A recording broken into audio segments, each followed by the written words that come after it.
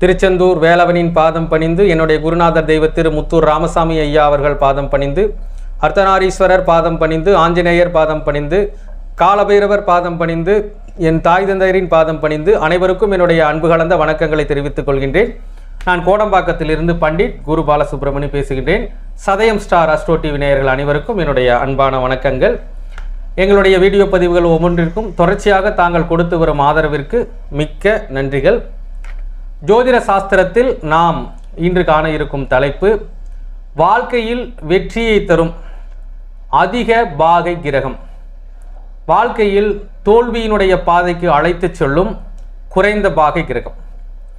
ஆக இந்த இரண்டு விஷயங்களையும் நீங்கள் தெளிவாக ஒவ்வொருவரும் அறிந்து வைத்திருக்க வேண்டும். ஏனென்றால் உங்களுடைய ஜாதகத்தில் ஆத்மகாரகன் என்று சொல்லக்கூடியவர் அதிக பாகம் பெற்ற கிரகமாவார். உங்களுடைய ஜாதகத்தில் ஆத்மகாரகன் யார் என்றால், உங்களுடைய ஜாதக கட்டத்திலே ஒரு ராசி கட்டத்திலே மொத்தம் 30 டிகிரி அளவுகள் இருக்கின்றது. இந்த 30 டிகிரி அளவுகளிலே மிக அதிகமான பாகை எந்த கிரகம் வாங்கி இருக்கின்றதோ அதுதான் உங்களுடைய ஆத்மகாரகன். அப்பொழுது உங்களுடைய ஆத்மகாரகன் ஜாதகத்தில் எப்படி இருக்கின்றார் என்று நாம் பார்க்க வேண்டும். ஜாதகத்தில் அந்த ஆத்மகாரகன் இருக்கின்ற நிலையை பொறுத்து அது சார்ந்த விஷயங்களை நீங்கள் இயக்கினீர்கள் என்றால் நிச்சயமாக உங்களுடைய வாழ்க்கையில் வெற்றி என்பது கிடைக்கும். அப்பொழுது இந்த வெற்றி என்பது எப்படி நாம் தீர்மானம் செய்வது என்றால், அதை லக்ன ரீதியாக சுபத்தன்மையை பெற்ற அமைப்பை வைத்துத்தான் நாம் அறிய முடியும். ஆக உங்களுடைய ஜாதகத்திலே லக்ன ரீதியாக சுபத்தன்மையை உங்களுடைய ஜாதகத்தில் அதிக பாகை பெற்ற கிரகம் வாங்கி இருக்கின்றதா என்பதை நன்றாக கவனிக்க வேண்டும். உதாரணமாக ஒரு சில லக்னங்களை நாம் எடுத்துக்கொள்ளலாம். உதாரணமாக எடுத்துக்கொண்டோமானால் தனுசு லக்னம். தனுசு லக்னத்தை பொறுத்தவரையில் தனுசு லக்னத்திற்கு 9ஆம் அதிபதியாக வரக்கூடியவர் யார் என்றால் சூரிய பகவான். ஆக உங்களுடைய ஜாதகத்திலே மொத்தம் இருக்கக்கூடிய அந்த ஒரு ராசி கட்டத்திலே 30 டிகிரி அளவிலே சூரிய பகவான் மட்டும் அதிக பாகையில் இருந்தால், உதாரணமாக சொல்ல வேண்டும் என்றால் ஒரு 27 டிகிரியில் அவர் இருந்தால், ஆக அவர் அதிக பாகையாக இருந்தால், அதாவது 27 டிகிரி அதிக அளவாக இருந்தால், அதில் சூரியன் இருந்தால் உங்களுடைய வாழ்க்கையில் நிச்சயமாக வசந்தம் என்பது ஏற்படும். அப்பொழுது அந்த அதிக பாகை பெற்ற கிரகம் எந்த இடத்தில் அதிக பாகை பெற்றிருக்கின்றது என்பதை பார்க்க வேண்டும்.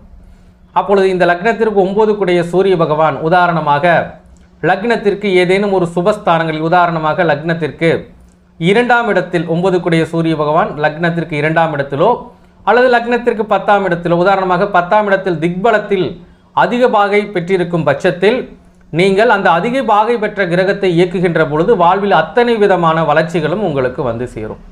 அப்பொழுது சூரியன் என்றால் யார், சூரியனுக்குடைய காரகோத்துவங்கள் என்ன, அதையெல்லாம் அறிந்து அதற்குண்டான காரகோத்துவங்களை நீங்கள் இயக்கினீர்கள் என்றால் நிச்சயமாக வாழ்வில் வெற்றி பெற முடியும். அப்பொழுது சூரியன் என்றால் சூரியனுடைய அதிதேவதை யார் என்றால் சிவபெருமான். அப்பொழுது நீங்கள் அவ்வப்போது சிவன் கோவிலுக்கு அவ்வப்போது சென்று வருவது என்பது கண்டிப்பாக உங்களுடைய வாழ்க்கையில் மிகப்பெரிய வளர்ச்சியை ஏற்படுத்தும்.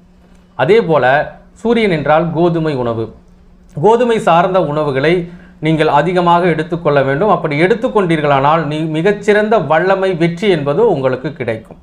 அதே போல சூரியன் சம்பந்தமான விஷயங்கள் அனைத்தையுமே நீங்கள் செய்யலாம். முக்கியமாக ஒருவர் அரசு வேலைக்கு முயற்சி செய்கின்றார் என்றால் அவர் அரசாங்க வேலைக்கான முயற்சிகள் எடுத்தால் நிச்சயமாக அவருக்கு அரசாங்க வேலை கிடைக்கும்.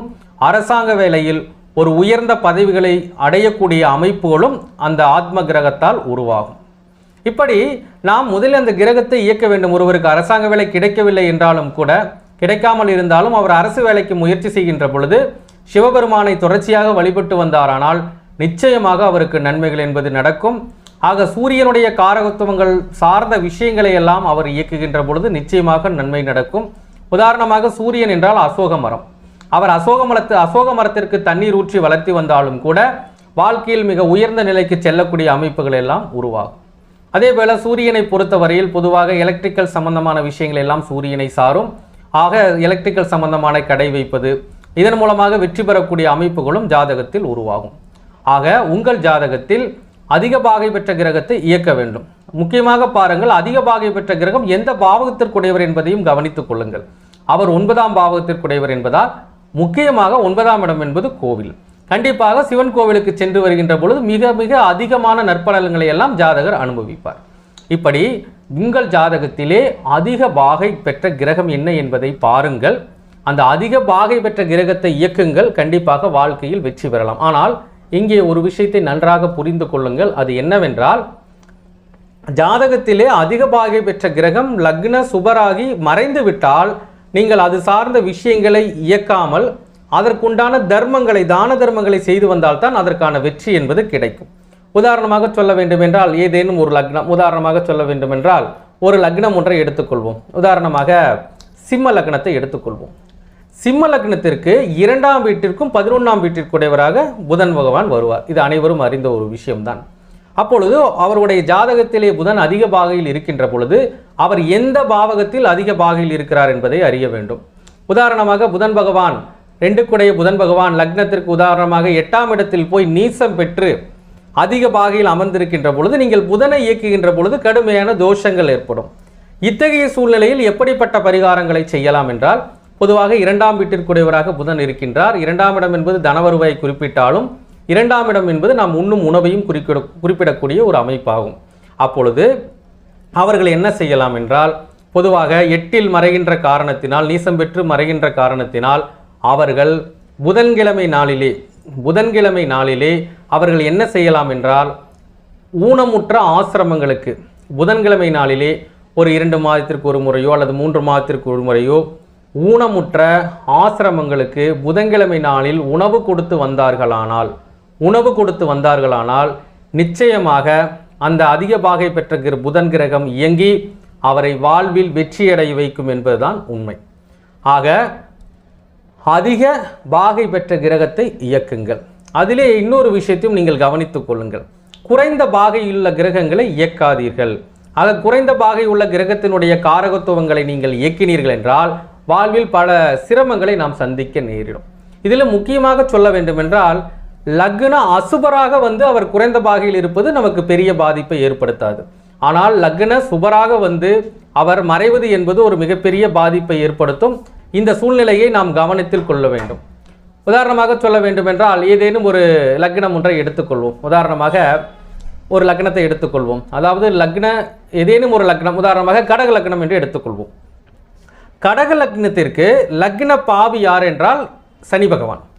அப்பொழுது ஜாதகத்தில் லக்ன பாவி என்பவர் சனி பகவான்.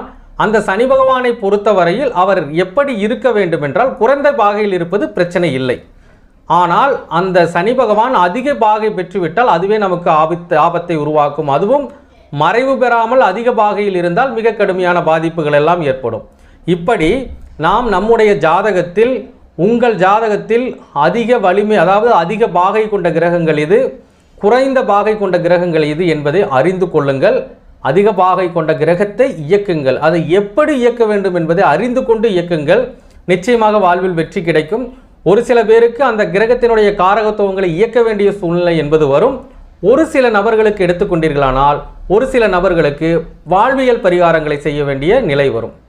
ஆக நாம் அதனுடைய தன்மைகளை ஆய்வு செய்து கொண்டே இருக்க வேண்டும். ஆய்வு செய்து தான் நாம் முடிவை வழங்க முடியும். ஆக ஒவ்வொருவரும் உங்கள் ஜாதகத்தை எடுத்து பாருங்கள்.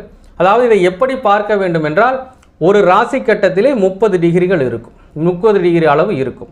அந்த 30 டிகிரி அளவில் எந்த கிரகம் அதிகமாக, முக்கியமாக 27, 28, 29 டிகிரியில் எந்த கிரகம் இருக்கின்றது என்பது பாருங்கள். அந்த கிரகத்தினுடைய தன்மையை இயக்குங்கள். ஆனால் அந்த கிரகம் மறைவு பெறாமல் அந்த டிகிரியில் அமர்ந்திருக்கின்றதா அல்லது மறைவு பெற்று அமர்ந்திருக்கிறதா என்பதை பார்க்க வேண்டும். மறைவு பெறாமல் நல்ல நிலையில் அமர்ந்திருந்தால் நிச்சயமாக அந்த கிரகத்தை இயக்கும் போது வாழ்வில் எல்லா விதமான வசந்தங்களும் வளமையும் வந்து சேரும். அந்த கிரகம் எந்த பாவத்திற்குடையவர் என்று பார்த்து அந்த பாவகத்தினுடைய தன்மையையும் அந்த கிரகத்தினுடைய தன்மையையும் ஆய்வு செய்து அதற்குண்டான சரியான முறையை நீங்கள் செயல்முறைப்படுத்தினால் நிச்சயமாக உங்களுடைய வாழ்க்கை என்பது ஒரு மிகப்பெரிய உயர்நிலையை சந்திக்கும். அதே போல அந்த கிரகம் மறைந்துவிட்டால் அந்த கிரகம் எந்த பாவகத்தில் இருக்கின்றது என்று பார்த்து அந்த பாவகத்தின் தன்மையும் அந்த கிரகத்தினுடைய தன்மையும் ஏற்றவாறு நாம் வாழ்வியல் பரிகாரங்களை செய்தோமானால் நிச்சயமாக வாழ்க்கையினுடைய இந்த தோஷத்தை குறைத்து கொள்ளலாம். ஆக ஒவ்வொருவரும் உங்கள் ஜாதகத்தின் நிலையறிந்து, அதாவது அதிக பாகை பெற்ற கிரகம் எது என்பதை அறிந்து அந்த கிரகத்தை இயக்கி அனைவரும் வாழ்வில் வெற்றி பெற வேண்டும் என்று கூறி விடைபெறுகிறேன். நன்றி, வணக்கம், வாழ்க வளமுடன்.